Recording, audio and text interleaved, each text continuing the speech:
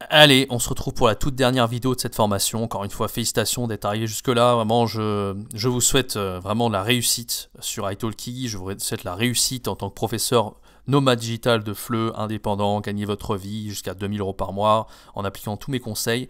N'hésitez pas à me poser la moindre question dans les commentaires de ces formations. N'hésitez pas à m'envoyer un mail s'il y a la moindre question, la moindre zone de flou. Je me ferai vraiment un grand plaisir de vous répondre. Pour cette toute dernière vidéo, je vais vous raconter une petite histoire, mais je vais vous montrer un petit peu des choses qui risquent de vous intéresser par rapport à tout ce que je vous ai appris dans cette formation. Pour moi, ça date pas d'hier, le fait d'être un prof comme ça sur les plateformes. J'ai commencé en 2012, bien avant le fait de me lancer sur italki. J'avais ça dans le sang en fait, et toute cette formation que je vous ai créée, tous ces conseils que je vous ai donnés, c'est vraiment le fruit d'une grosse expérience. C'est quelque chose que voilà, moi j'ai pas besoin d'avoir de conseils en fait. C'est pour ça que tout de suite j'ai eu 2000 € par mois au bout de 2-3 mois à commencer sur italki. Je pense pas qu'il y ait des centaines de profs à arriver à un résultat comme ça. Il doit y en avoir dans le monde, c'est peut-être possible, mais moi c'est vraiment quelque chose que j'ai expérimenté depuis mes 18 ans, et donc je vais vous raconter un petit peu ce qui s'est passé. Donc en fait, moi à la base en 2012 j'étais un professeur de jeux vidéo sur une plateforme qui est exactement comme italki, qui s'appelle Egwene School en fait, et je m'appelais Bingafo, donc j'étais un professeur de jeux vidéo en fait pour un jeu de stratégie qui s'appelle StarCraft. Et donc à mes 18 ans j'avais créé un profil et j'avais fait vraiment tout mon marketing, etc. Et à l'époque, cette plateforme, en fait, pour arriver à sortir du lot, c'était très difficile parce que c'est pas italki, on n'était pas mis en avant pendant un mois, comme je vous l'ai dit dans cette formation. Il fallait vraiment tout faire soi-même. Et donc j'avais tout fait le marketing par moi-même. Donc j'avais créé un profil, en fait. Là, j'ai mis une photo très récente, il n'y a pas si longtemps, ok, mais avant, j'avais pas cette photo-là. Et j'avais fait voilà, ça sur Photoshop, j'avais fait un logo comme ça, j'avais vraiment fait mon marketing, j'avais dit voilà mes élèves, voilà les résultats qu'ils ont eu, j'avais créé carrément une photo comme ça. On peut pas le faire sur italki, mais sinon c'est quelque chose que j'aurais fait dans le profil pour donner envie. J'aurais montré voilà en combien d'heures les élèves, par exemple, là j'aurais fait la même chose sur italki, j'aurais dit voilà, là ils étaient niveau A2 et en 2 heures avec moi ils sont passés B2. Bon là c'était exceptionnel, c'était un jeu vidéo, c'est pas possible avec le français, mais voilà, en temps d'heure ils ont passé d'un niveau A2 à B2. C'est quelque chose qui aurait été vraiment exceptionnel de faire sur italki. On peut pas le faire avec des images, mais vous voyez, vraiment j'avais fait le marketing, les 7 raisons de me choisir. À l'époque j'avais 18-19 ans quand j'ai fait ça. Et puis c'est comme sur italki, c'est-à-dire qu'il y a un calendrier, j'avais eu des commentaires à l'époque, voilà, c'est pas des commentaires à haute valeur ajoutée. Il y a 7-8 ans, j'avais des commentaires comme ça, avec 5 étoiles. Et sur les commentaires que j'ai eu 44 fois 5 étoiles sur 5, de plein d'élèves différents. Donc je savais que j'étais fait pour l'enseignement.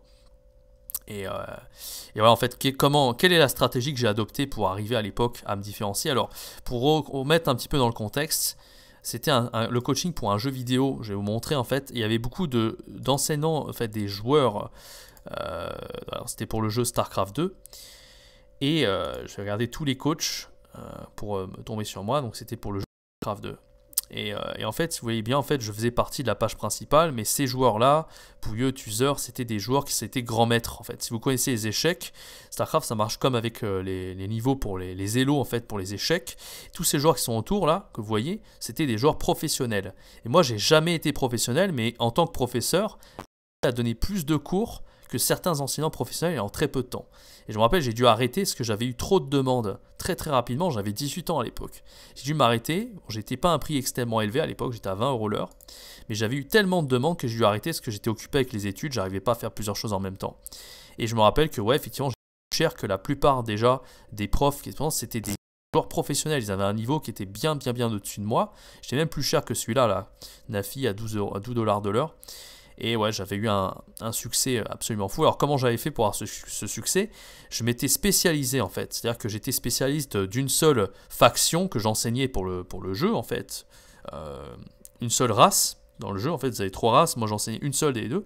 Je m'étais spécialisé et j'expliquais en fait dans le profil que mon but c'était que j'enseignais 2 types de stratégies, pas plus. Et c'est ce qui va aider en fait les élèves à progresser, tout simplement. C'est ce que j'avais fait, ça avait très bien marché par rapport aux autres enseignants qui essayaient de tout enseigner en fait. Moi j'avais fait un gros marketing et en fait quand j'avais commencé au début sur la plateforme, comme je vous l'ai dit, on n'est pas du tout mis en avant. Donc ce que j'avais fait en fait, c'est que je faisais plein de cours gratuits pour augmenter mon nombre d'heures données au début jusqu'à arriver à 10-15 10-15 heures de cours donnés, même plus 20 heures. J'ai dû vraiment démarcher les élèves moi-même, aller dans les canaux, faire de la pub et dire ok, si vous n'êtes pas satisfait, je vous rembourse. Vraiment faire des cours gratuits comme je vous l'ai appris dans cette formation, donner des cours d'essai gratuits pour arriver à attirer les élèves. Et derrière, quand j'avais des élèves, eh bien, je leur donnais des cours gratuits. Je m'en foutais de gagner de l'argent. Le but, c'était que je sois boosté sur la plateforme dans les top profs. Et après, quand je suis arrivé dans la page principale, comme ça, eh bien, j'avais plus besoin de faire d'efforts. J'avais des élèves qui coulaient à flot. Et ils voyaient en fait, que j'avais des super commentaires et que ça allait pour moi, tout simplement. Hein. Et après, j'ai fait encore plein d'erreurs. Pas d'erreurs. Bien sûr, j'ai fait des erreurs, mais j'ai fait plein de stratégies. Par exemple, je proposais des vidéos en fait à chaque élève qui arrive à progresser. Je leur proposais des packs. Si vous prenez des packs de 5 ou 10 leçons, je vous aide à passer à la ligue supérieure et je vous fais des vidéos pour montrer comment faire. Prenez 10 leçons, je vous montre à passer jusqu'à la ligue diamant. Donc j'avais vraiment imaginé toute ma stratégie de communication, enfin ma stratégie pour aider. C'était vraiment une vraie passion à l'époque. Voilà, j'avais commencé comme ça et j'avais eu un gros succès il y a 8 ans. Plus exactement, ouais, c'était... Ça ne rajeunit pas, c'était il y a 8-9 ans, j'avais 18-19 ans à l'époque, mais voilà, donc la stratégie de différenciation sur les plateformes, je l'avais déjà bien comprise à l'époque, avant même d'être sur Italki. Voilà, j'ai essayé de vous apprendre tout ce que j'ai appris sur cette formation depuis tant d'années en fait, et voilà, c'est aussi simple que ça. C'est le fait vraiment, comme vous l'avez vu en fait, par rapport au fait de donner des cours gratuits, au fait vraiment de faire un profil très attractif, d'avoir des super commentaires et de se spécialiser. C'est ce que j'avais fait à l'époque avec une stratégie que j'apprenais à mes apprenants, pas plus. Et grâce à ça, j'ai vraiment réussi à me frayer un chemin parmi ce monde de professionnels. J'avais un bon niveau, hein, bien sûr. J'avais un niveau pour enseigner, mais j'étais pas du tout aussi fort que les autres.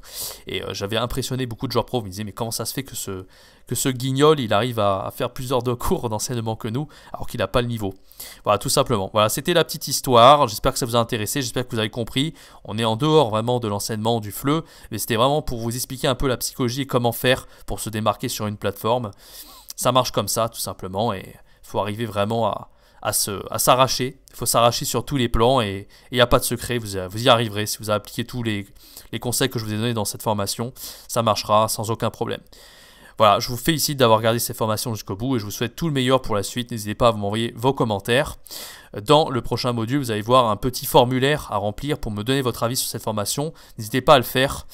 Ça me ferait plaisir d'avoir vos retours, savoir un petit peu ce que je peux améliorer dans mes formations et futures formations dans le futur pour faire encore mieux et essayer de vous apporter encore plus de qualité et vous aider vraiment en tant que prof de FLE indépendant. Merci d'avoir regardé cette formation. C'était Jérémy. Ciao, bye bye!